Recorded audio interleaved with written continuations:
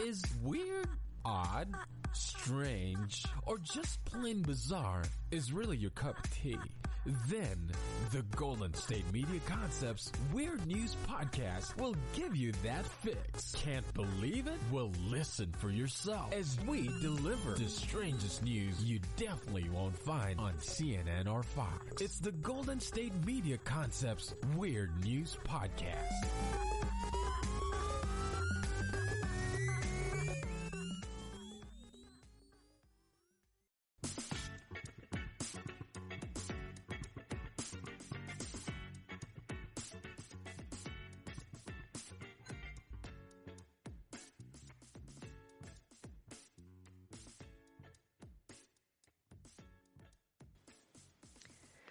Thank you for tuning in to the GSMC Weird News Podcast, brought to you by the GSMC Podcast Network. I'm your host, Emily Ferrier, here to bring you some of my favorite weird news stories in this current time.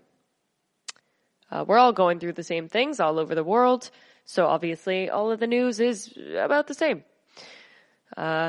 We are pretty well all in self-isolation now. I'm coming to you from Toronto, actually, that just went on a proper lockdown yesterday. So, not much has changed for me, actually. I was already on self-isolation, because of,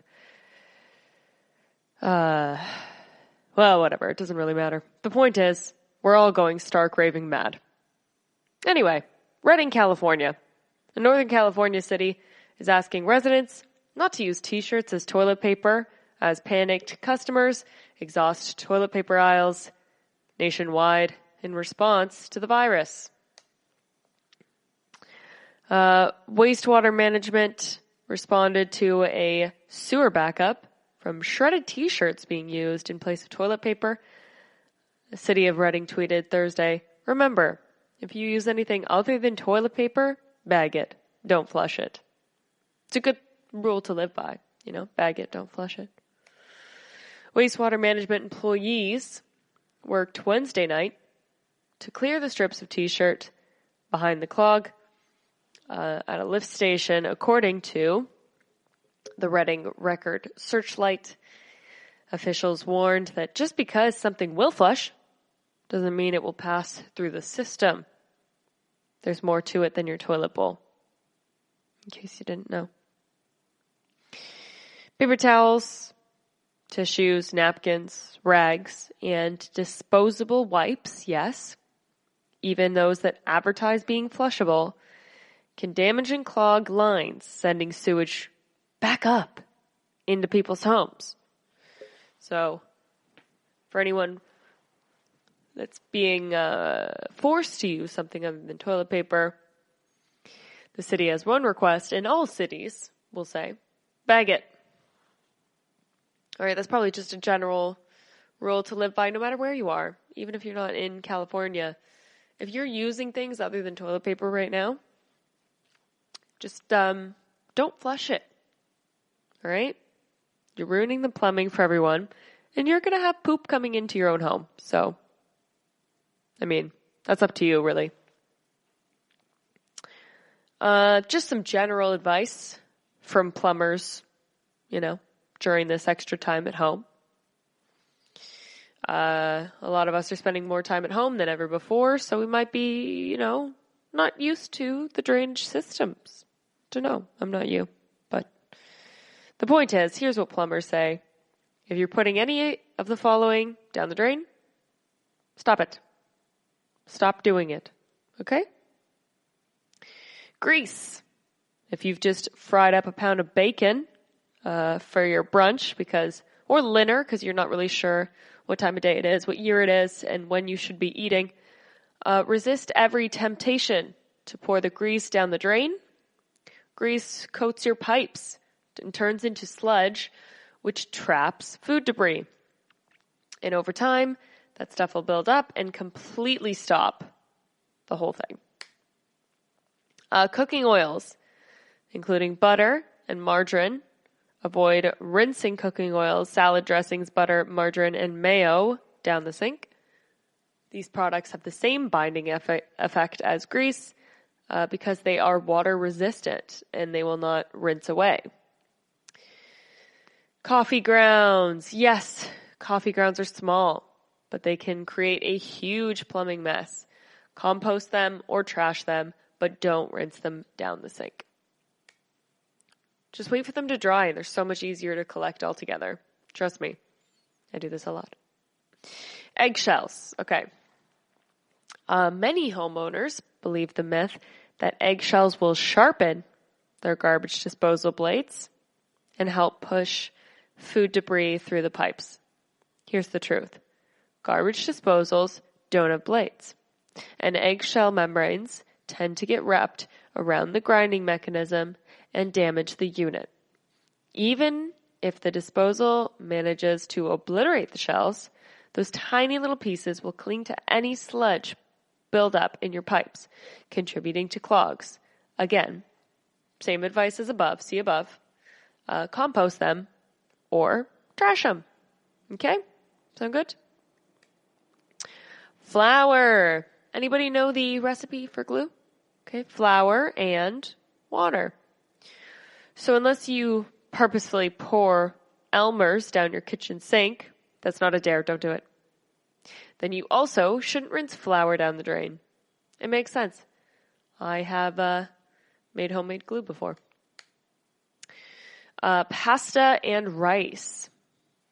Pasta and rice can both absorb a surprising amount of water. Have you ever boiled pasta too long or rice too long? Left it in there and you're like, oh, whoops. And it, gets real swelly. Over time, a small amount of pasta and or rice can expand to the entire diameter of your pipe, creating an impressive dam that would be good for tiny beavers, but not for your sink. Potato peels. Similar to flour and water becoming glue, it's similar with starch found in potato peels. Okay? Produce stickers. Please peel off those little stickers before you wash it. Paper does not dissolve quickly, so the stickers can become accidental contributors to major blockages. Okay? Fruit pits. Why would anyone try to send a peach or plum down the drain is a mystery, but they've seen it many times. Your garbage disposal isn't meant to grind something like that. And if you send enough of those things down the drain, you will definitely have a clog. Citrus peels. Sure, your drain smells lovely when you throw some lemon or orange peel down your garbage disposal, but those things can contribute to blockages. Paper towels and wet wipes. Know what you're thinking. Why would you put a paper towel down the kitchen sink? So dumb, right? People do it. Paper towels and wet wipes may be marketed as biodegradable, but biodegradable is subjective. They take different times to, decompose. So just chill out. Just chill out. Okay? They take too long to disintegrate. Stop putting weird stuff, in your sink. Be mindful in this time that, social distancing and essential services, it depends on where you are, but probably don't include, unclogging your sink. So definitely don't do it right now, but don't do it ever. Help plumbers out. These things they're dumb. All right, so when we come back, what are the astronauts doing right now? Yeah, think about that. We'll talk when we come back from the break. Check out the show built around the women of MMA. From the UFC to the extreme cage fighting, we got the fights covered. Listen, it's the Golden State Media Concepts Women's MMA Podcast. The latest news of upcoming fights, discussions of previous matches. Join us as we talk to and about the biggest names in women's mixed martial arts, past, present, and future. When it's the women's fight game, you know where to listen to. The Golden State Media Concepts Women's MMA Podcast.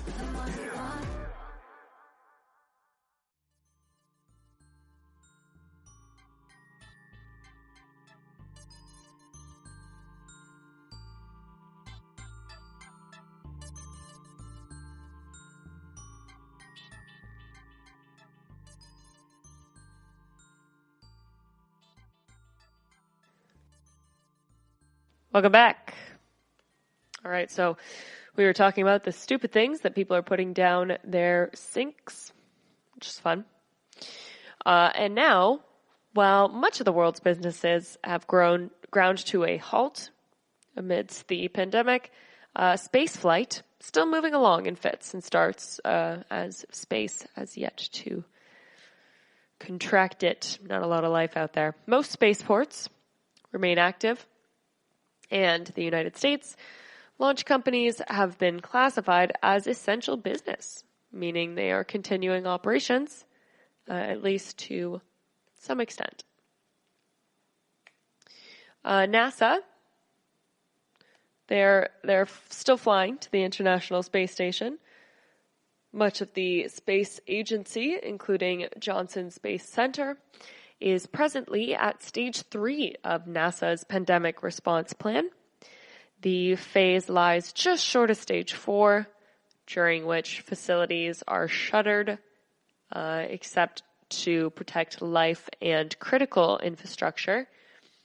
It seems likely that more of the space agency will move into stage 4 this week, but NASA will continue to operate at the station regardless.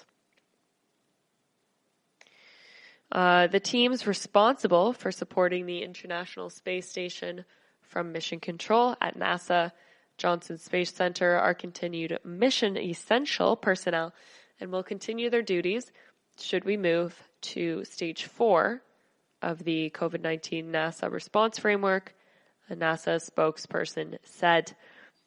Presently, NASA astronauts Jessica Meir and Andrew Morgan are in space along with Russia cosmonaut Oleg Skripokcha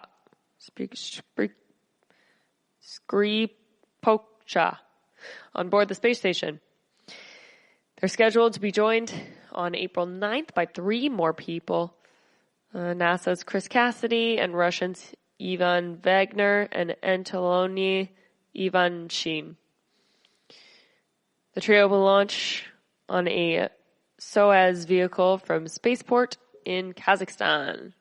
Media and visitors have been excluded from this launch, but it remains on track. These 3 crew members have spent the last month performing their final training in Star City near Moscow. During the time, the crew has been in loose quarantine, limiting their interactions with people. We're ready to go, Cassidy said on Monday in a video message released by the Russian Space Corporation. Roscosmos. We're healthy. We've been tested very well with the medical teams. We're taking our spaceflight preparation very seriously. But Cassidy acknowledged that does not mean the astronauts are ignoring the plight of humanity amidst the pandemic. Our hearts go out to all the people in the world who are dealing with this crisis. It has to be weird launching into space at the moment when the world is gripped by a crisis, to the one human outpost likely to be untouched by the virus. Even so, Cassidy says the spacebound crew will be closely tracking the developing pandemic from 400 kilometers above the planet's surface. We're just thinking, with all the people in the world, we'll be watching from space.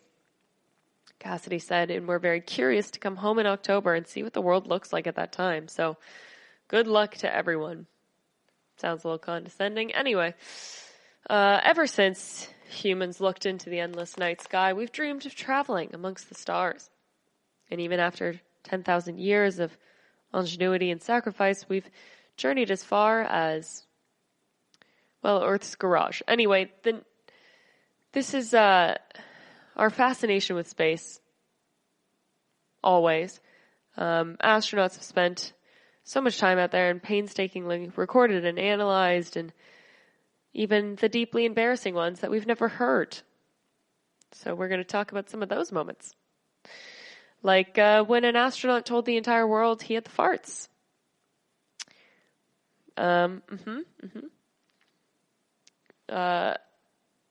The gastrointestinal hijinks within the safety of their shuttles and spacesuits.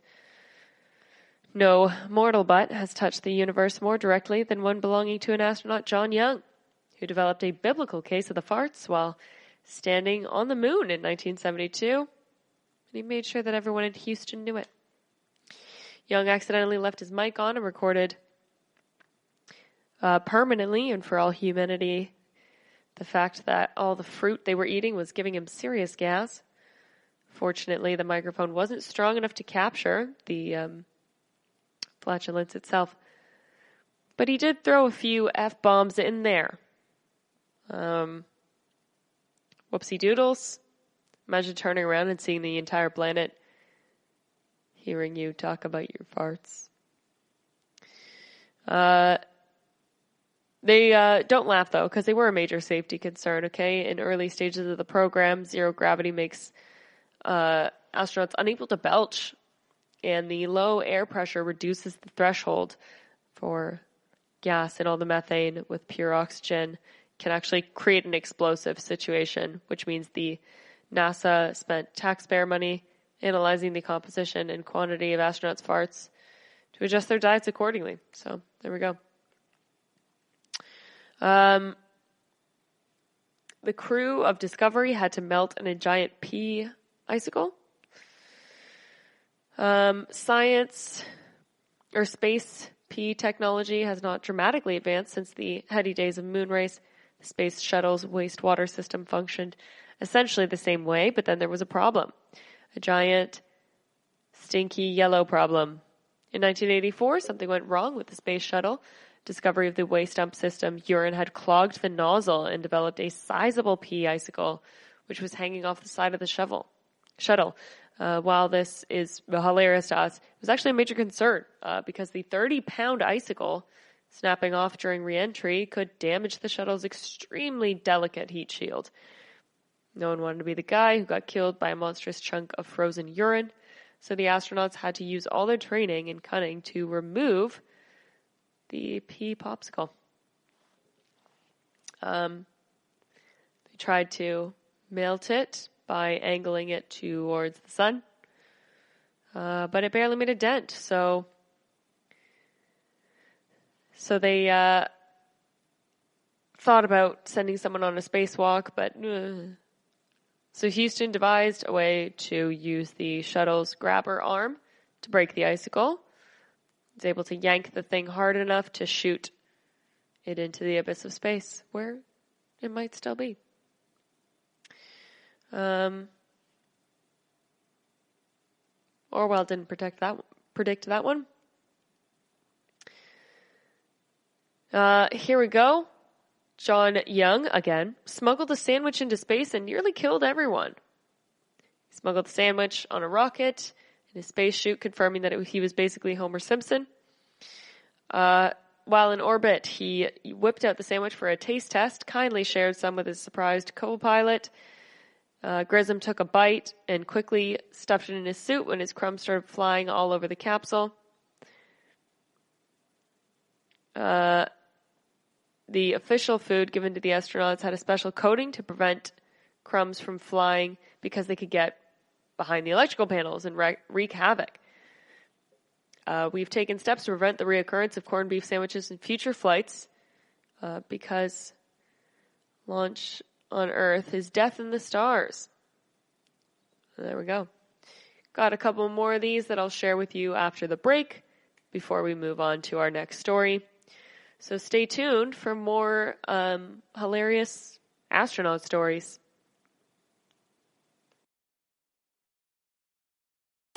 This is your ultimate stop for everything sports. The Golden State Media Concepts Sports Podcast. Should I say more? From the NFL, MLB, the NBA to MMA, it's all in here. The Golden State Media Concepts Sports Podcast. Listen now.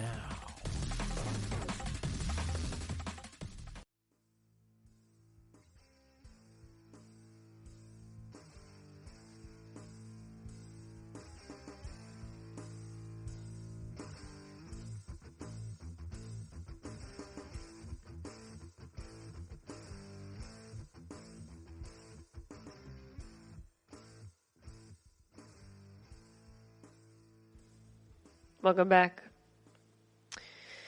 We're talking about astronauts, well, being people too. It's kind of nice hearing, because they feel like they're more like us when we hear about their downfalls. So here we go. The Soviets gave their cosmonauts sawed-off shotguns for protection from bears. Sawed-off shotguns are mainly used by stagecoach drivers in the Wild West.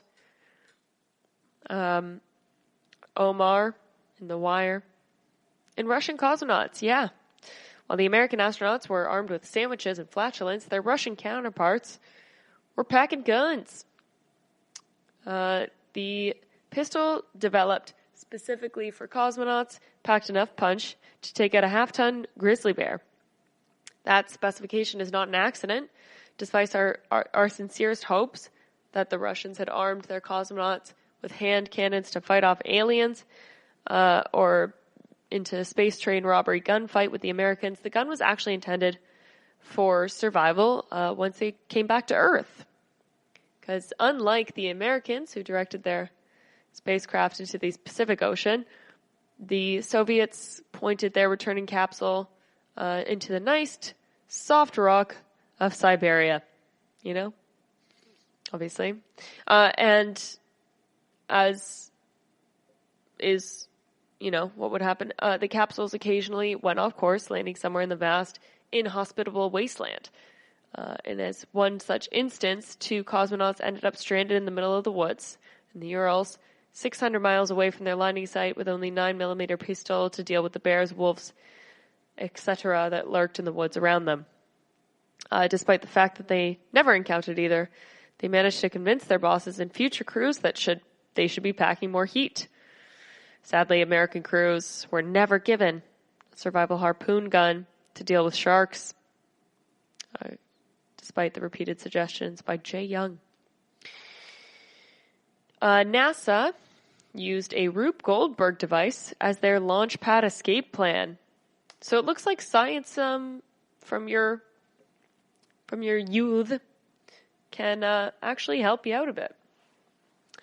With all the inherent danger that comes with having a tiny capsule resting upon millions of pounds of explosives and fuel, you would think that one time you wouldn't have to worry about it when it was sitting on the launch pad scratching its butt. Unfortunately, that was not the case with the Apollo 1 mission spacecraft, so after that tragedy, they had to develop some new methods. Out of the space shuttle, once the astronauts managed to get out their sideways seats with their clunky spacesuits, they had to hop into large baskets attached to a 1/4-mile long steel cable and zip line down to the ground at about 60 miles per hour. It was a half superhero show opening sequence and half Disneyland ride. But just because the astronauts left the shuttle doesn't mean they had to stop the launch, which means that they could have an unmanned flying bomb about to fall on their heads. So just in case, the astronauts hopped out of the basket and immediately tunnel over to some old Army anti-mine vehicles to protect them from explosions, while they pray their driver didn't go to the Prometheus school of escaping tall, falling objects. Prometheus. Krishna. It's fine. This is still better than when NASA originally developed their plan for Apollo, which was to send the astronauts down to get a giant slide into the bunker 40 feet below the launch pad. They called it the rubber room, which sounds like a sex dungeon. The bunker could withstand a small nuclear blast, an odd level of protection considering the Apollo rockets were powered with plain old kerosene and hydrogen. We wonder if there's something that NASA is hiding. But the gentleman in the black suit outside our window has told us to stop asking questions, so I'll stop there. And finally, NASA accidentally erased the tapes from the first moon landing. Whoops! Common trope in sitcoms back in the days of VHS was to have a character tape over something important, like a wedding video, because despite the fact that they could inexplicably live in digs usually reserved for multimillionaires, no one ever went and got some extra blank videotapes. Now imagine that happened in real life, only instead of taping over someone's piano recital, they erased the original tapes of the single greatest achievement in the history of the planet. Fortunately, there's like 5 million other copies. It's not the greatest. Anyway, in 2006, NASA admitted that they had kind of lost track of what happened in the original video, audio, and data tapes that had been made during the Apollo 11 mission. They promised it was not a big deal, and it was probably just stuck in their video collection, somewhere between the recording of an old hockey game, the first half of Twins, someone taped over. NASA eventually came back with some good news, but they had some bad news. They'd located the tapes, but they'd been completely erased and reused. To cut costs in the space program, NASA had retorted to using tapes in their later missions. At some point, a NASA employee came across the tapes that were presumably labeled Apollo 11, MASH, Season 2, Episode 9, to save costs, Sharpies, and dumped them back into the mix where they were wiped clean. Whoopsie doodle. That was an intern whoopsie, if ever there was one. For conspiracy theorists, this is too incompetent to be a coincidence, and if there's anyone that knows incompetence, it's conspiracy theorists. But in a remarkable twist, it was the news networks that saved the day by not having their heads up their butts. CBS News still had the tapes that they made of the original broadcast and lent them to the government.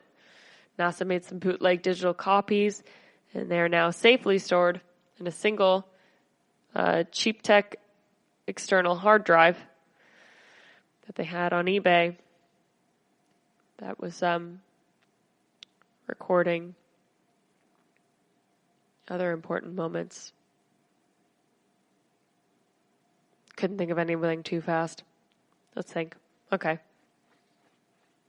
Yeah, they recorded the moon landing over the birth of Jesus. I don't know. Whatever. He was born in the 90s. There we go.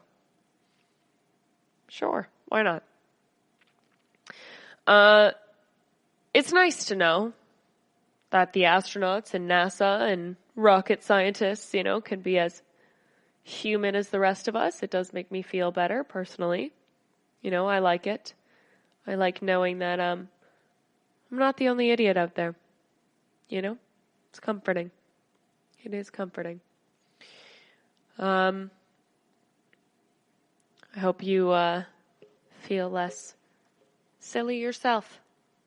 And now the next time someone, condescends your job and says like, oh, well, it's no rocket science, you could say, well, rocket scientists have to deal with pea icicles, right?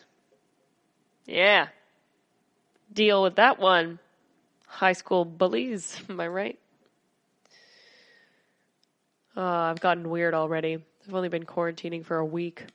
This is going to get exceedingly weirder as time goes on, guys. When we come back, what are strip clubs doing during this? We'll find out after the break. So don't go anywhere, all right? Check out the show built around the women of MMA. From the UFC, Invicta FC, Bellator, and One Championship. We got the fights covered. It's the Golden State Media Concepts Women's MMA Podcast. The latest news of upcoming fights, discussions of previous matches. Join us as we talk to and about the biggest names in women's mixed martial arts. Past, present, and future. When it's the women's fight game, you know where to listen to. The Golden State Media Concepts Women's MMA Podcast.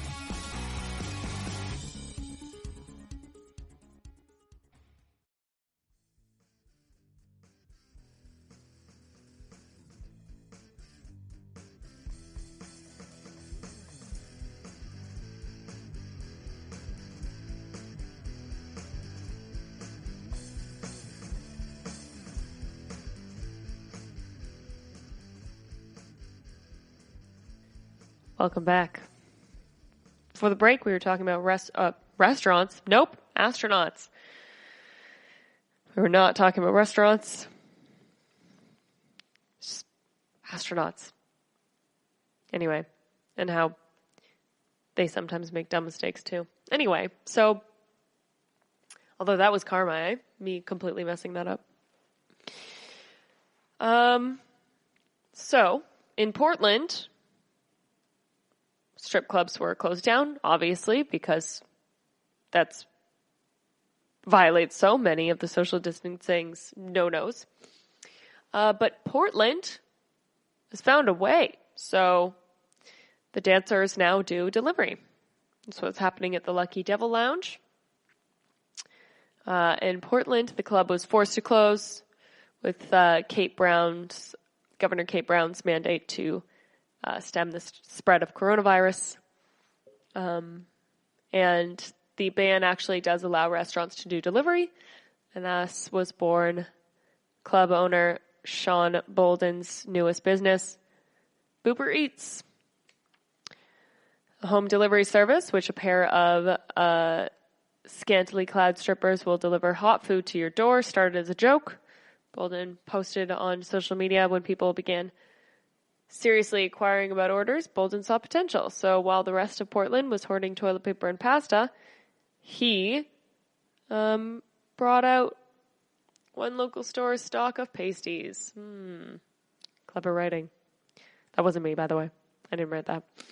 From 7 p.m. to 1 a.m., Uber Eats is offering the full menu at the Lucky Devil Lounge at the same prices. Delivery rates are generally $30, depending on distance from the lounge. So if you're in, Houston, Texas, I don't recommend ordering from Portland. From 7, I already said that. If someone wants to give us a couple $100 to go to the coast, we'll do it. As long as the girls are taken care of. So there you go. They go quite a distance. Popular orders include chicken fingers, steak bites, and mini corn dogs. All of those are euphemisms. At the calls, people are just giddy and fun. Sometimes it's a surprise for someone. Sometimes it's a birthday. Sometimes it's people that are really stoned. All the dancers, okay, this makes me feel better, are driven and escorted by a security guard. And there's at least one rule that carries over from strip club to pandemic: no touching, which is good. Social distancing seems to be a struggle for the women themselves. The club has turned into the headquarters, and on Friday remained full of dancers, delivery drivers, and members of the media. Some of the dancers greeted each other with hugs. For this part, Bolden is providing masks, disposable gloves, and sanitizing wipes. Strippers are like hairstylists and tattoo artists. They usually book a space to do their work and are considered independent contractors rather than employees. So that means that they typically aren't eligible for unemployment. It became very real when this all happened, said one of the dancers, who goes by the stage name Olivia. Dancers work for tips and tips only. Bolden has about 80 dancers between the Lucky Devil and another club, Devil's Point, which he co-owns. And he says they're all like, hey, what do we do? And he said, let me figure something out. And this is his solution. About 25 dancers have started doing Uber Eats, Bolden says. Even with the deliveries, many of the dancers doing these runs have gone from making several $100s to earning close to minimum wage. So it's quite a significant pay cut, but at least it's something. Losing this job is devastating, says Kiki, who started her first shift on Friday. For the majority of us, it's been an almost complete loss of income. I'm supporting my community and trying to keep maintaining an income flow as best I can. Bolden says he's trying to employ as many people as possible during the club's shutdown. Kitchen staff are cooking orders, security guards are driving dancers to deliveries, bartenders are now working the phones and maintaining the social media. So they've kind of shifted positions a bit, but they're still also making some cashola. It's crazy, Bolden said. We mutated our one business into a totally different style of business. Well, there's one thing you can say. These rules are really causing people to get creative with the parameters of what their business is. So I'll hand them to it. It's very creative. I just hope that they're practicing proper social distancing and proper sanitization, because that is a little concerning, you know? Be kind of nice. Like maybe they should do it from like behind glass, like a window or something. I just worry about their health, you know? Going to all of these people's homes, like you don't know what's going on in there. So what is social distancing? It means, in case obviously you're being bombarded by this, but just in case anybody is kind of still questioning it, avoiding crowded places and non-essential gatherings, avoiding common greetings such as handshakes, limiting contact with people at higher risk, older adults, people with poor health, keeping a distance of at least 2 arms length, approximately 2 meters from others as much as possible. So that's a big one for this practice. Greet with waves instead of handshakes, no hugging, kissing, stay home as much as possible, shop or take public transportation during off-peak hours. I think a lot of cities are doing no public transportation now, but we'll see.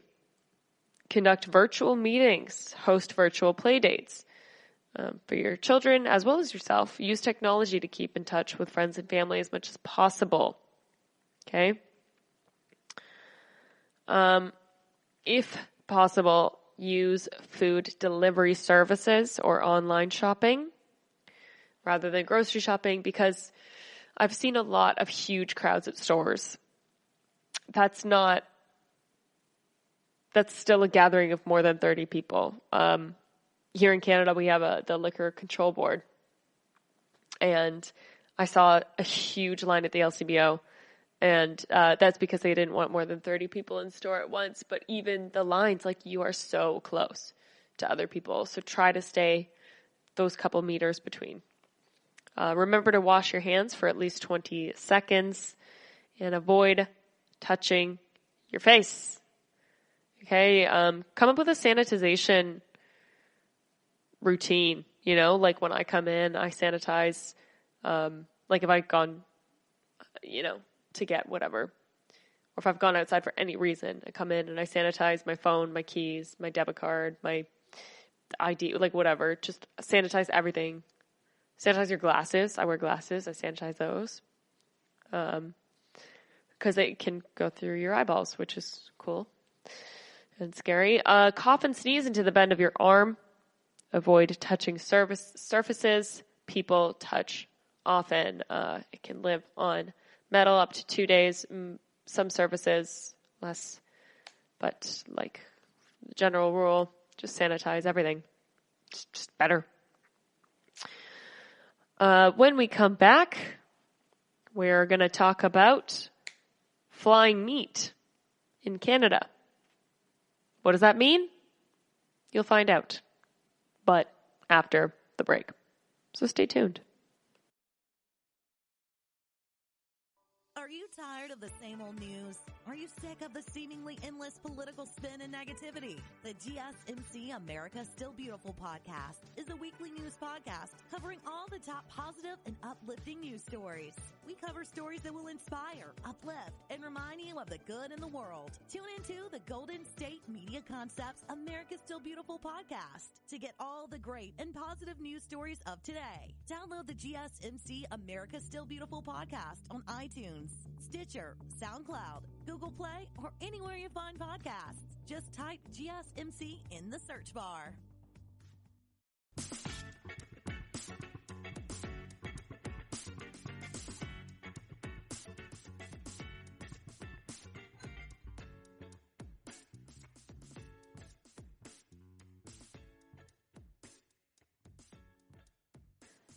Welcome back. Before the break, I was giving you kind of a condescending lesson on cleaning, but, I just got to keep reiterating so that everybody stays safe. Meanwhile, in Canada, a PEI farmer keeps social distancing by hurling pork products to hungry customers. No, I don't mean he's throwing meat into packs of wolves, although it may as well be.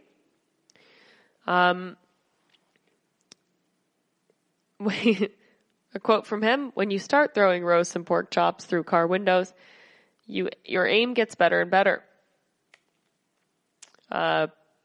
PEI pork and dairy farmer Ronald McFarlane, he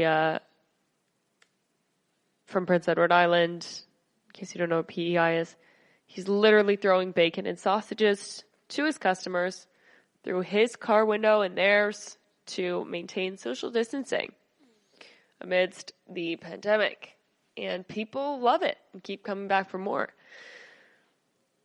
Ronald McFarlane told As It Happens host Carol off the vacuum-sealed pork products are remarkably easy to throw. However, some people are a little apprehensive to have flying frozen hams tossed at them when their vehicle is new. So when you start throwing roasts and pork chops through car windows, your aim gets better. So there you go. Some people just don't trust me. They get out of their car and we have a chit chat from over 4 meters away and I just throw stuff and they catch it. There you go. McFarlane has made headlines before in the fall of 2018 after calling the federal agriculture minister Lawrence McCauley an a-hole over the U.S.-Mexico-Canada trade agreement. He later apologized for the outburst by writing a letter to the editor of the Guardian newspaper saying, "Name-calling won't get us anywhere," which is the most adorably Canadian thing I think I've ever heard. Apologizing for his tiny little outburst. Literally backdoor sales. McFarlane says it started out of necessity after the local farmers market was shut down, gathering when the province-wide public health emergency was declared last Monday. McFarlane says he's taking precautions to do his sales safely. Says we have a lovely back porch we put on the house, and there's an upright freezer there. And the product is there, and people phone ahead. So customers drive up to the freezer, place money on a clip attached to it, or they pay via e-transfer. I would recommend that, less touching. McFarlane then tosses pork to them, air delivering the product from a few meters away. I would hope the chance of transmitting the coronavirus in the cold air with money clipped to the fridge is low. He would hope. The drive-thru is open 24/7, frozen product only. An e-transfer or money stuffed up in a roll of TP. Bacon is still going quick. Honk for service. Must pre-order. Funny stuff. He added that sometimes when people pay with cash, they will stuff it in a roll of toilet paper and chuck it to him. Others arriving for drive-through meat, McFarlane says, The only other person that he's interacted with are neighbors across the way through mailbox exchange. They'll leave stuff in my mailbox for me, like some quarantine cookies, and I left them bacon in theirs. I can see them from 60 meters away when I walk down the road, but that's as close as I'm going to get. McFarland says they keep the key to keeping sane while in self-isolation is just to be yourself. I'm every bit myself as I always was in self-isolation. For me, it's never been a problem. People aren't that fond of me, he says. And if people persist and come around, shower less. Glorious. In other Canadian news, a Canadian doctor is using the skills he picked up in working at the Gaza Strip to fight COVID-19 at home. Dr. Tarek Lubani in London, Ontario, an emergency room doctor, is using equipment from his medical supplies charity, the GLIA project, to make 3D painted face shields for his colleagues in Canada. As we started seeing the numbers increase, it became obvious that Canada will very much have the same trajectory as everywhere else. Lubani told As It Happens host Carol Off. That's when we realized everybody else is running out of face shields and other personal protective equipment. And so will we. So he turned to his international charity, which produces low-cost 3D printed medical supplies like stethoscopes, tourniquets for conflict zones and impoverished areas. He and his colleagues at GLIA got to work designing face shield that can be printed by hundreds. It's made from plastic, mylar, and elastic, and covers the whole face, protecting the nose and eyes from droplets that might contain the rapidly spreading virus. They may be used as well as or in alternative to the face masks that healthcare workers usually wear. Looking and surveying the scene, this was a real win for us in the mask shortage, something that none of my colleagues would have to worry about. It's been my promise to colleagues, and as soon as they can promise healthcare workers in Canada. As of Thursday, we've got way more than that now. We have over 2,000. So the number of cases in Canada is increasing daily, sparking concern about the capacity of the national healthcare system. Everybody's gloved, everybody's gowned, and everybody is waiting, he says, of the preparedness. A big part of this as well is things break down, chains of command break down, equipment supply lines break down, and when these things happen, the most valuable thing that you can do is participate in these acts of medical creativity. So we're starting to see people in the medical community in Canada are being really creative. People in Health Canada are trying to be as creative as they can. Everyone's trying to think outside of the box. So far, they've printed 200 masks. His immediate plan to meet the needs of his colleagues, London Health Sciences Centre, to expand and cover the rest of the city. After that, he'll make it available for other healthcare providers that need them. He's looking to connect to people across the country using 3D printers and the right expertise to pitch it. If everybody's short on these face masks, as we expect it, or if they anticipate being short, we're hoping to help anybody in Canada set up and manufacture their own. While we can recruit a lot of very intelligent, very hardworking people with these 3D printers and make sure they create devices that are up to standard. In the meantime, he says healthcare workers in Canada are coming together and bracing for the worst. We know everybody feels like they have something to contribute if they want to contribute. And that's a moment of pride for me as a Canadian physician. When we come back, another Canadian staple, Kraft Dinner, is struggling to keep its dinner on the shelves, and they are working around the clock. So stay tuned for that story when we return. The GSMC Life and Happiness podcast takes you on a journey of exploration.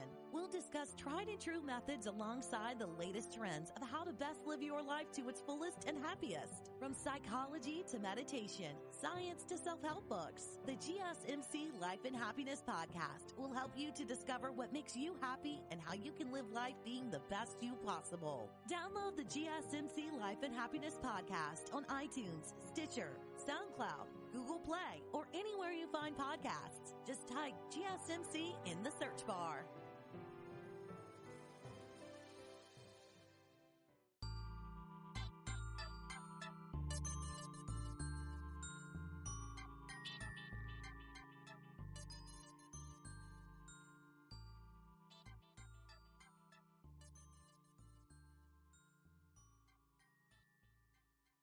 All right, welcome back. A single factory is now working 24/7 to keep Kraft Dinner on shelves. Kraft Dinner, for those of you that don't know, is a dairy-based dinner. It's a pasta. It's a pasta with like little things, and it's orange. It's powdered cheese. It's gross, but everybody ate it in college, okay? Kraft Dinner production lines at the Montreal plant responsible for supplying all of Canada's mac and cheese supply are now working nonstop to produce 1 million extra boxes to meet unprecedented demand during the pandemic. The engagement at the plant, I've never seen it this high, says plant manager Danielle Nguyen in a phone interview with CTV News on Friday. Since the pandemic was declared, panic buying has prompted shoppers to stockpile their pantries. Kraft Heinz, which produces Kraft Dinner, has seen a 35% increase in demand for the pasta product. Pasta product. I mean, it's hard to call it a mac and cheese. It's a pasta product with a dairy-based thing. They've also seen a 41% spike in demand for peanut butter. Peanut butter sandwiches, you know. I mean, I eat peanut butter all year round, but whatever. Copycats. While some shoppers might be stressed, Nguyen says the 960 plant employees are feeling calm and prepared for whatever happens next. People are very proud. They feel like they're contributing to a noble cause, to serving the country. They really are. It's really a feeling of serving the country. I mean, yeah, we're going to have to hunker down for a while. I mean, Ontario just did a big old lockdown, so we're going to have to be hunkered in our homes for a while. So yeah, things like Kraft Dinner, canned things, like that's going to be the name of the game for a while, at least. Starting Monday, each employee will have their forehead scanned to check if they have a fever. Plant has even plotted 3 backup plans in case of an internal outbreak. If workers get sick or show symptoms, the other employees at the plant can be trained to fill most of the vital product lines, KD and peanut butter. If those replacements fall sick, the mechanics will fill in. If the mechanics fall ill, the managers at the plant will be ready to take over. I'll be the first one to raise my hand to stand in the lines and make sure that those cases get out, Megan said. If it never happens, if it's tomorrow, 2 days, we're all going to be ready. Before the outbreak, which has now infected more than 2,000 Canadians, the factory pumped out about 3 million boxes of Kraft Dinner 5 days a week. Now, 24/7 running lines are pumping out more than 4 million boxes. It's the same all hands on deck approach for peanut butter, where workers are pumping out the product around the clock. A spokesperson for Kraft Heinz says the company has seen a double-digit spike in demand for other products, including Classico pasta sauce, Heinz baked beans, and Heinz baby food. The Montreal factory is responsible for producing 90% of Kraft's products for Canadian consumers. And while those extra weekend shifts during an already stressful time can be overwhelming for some, Nguyen insists it's not the case for her plant. Everyone just feels so proud to be feeding 37 million Canadians. Those 960 employees show up to work every day. To me, They're the true heroes. A recent survey of over 1,000 Canadians by Dalhousie University and Angus Reid found that of the shoppers who bought provisions, dry and canned goods were at the top of the list, followed by sanitary products such as toilet paper and frozen foods. And I can attest, living in a city, those things are mostly gone from shelves. Sylvian Charlie Boyce, a professor in food distribution policy at Dalhousie University, said Canadian shoppers would resist the urge to buy more, or should resist the urge to buy more than they need in the grocery store. I can't stress this enough, guys. Stop buying more than your share. There are so many people in this world, and there's so many people in cities, and don't buy more than you need. Don't buy more than you need. It's not fair to the other people that are now getting nothing because you have too much. This is a marathon, not a sprint. We're in this for many months, so you've got to pace yourself. He recommended that shoppers buy the same groceries as before, but pick up a few extra provisions so that they don't need to visit the store as often. And while stocking up on snacks might be tempting, shoppers could keep meals in mind.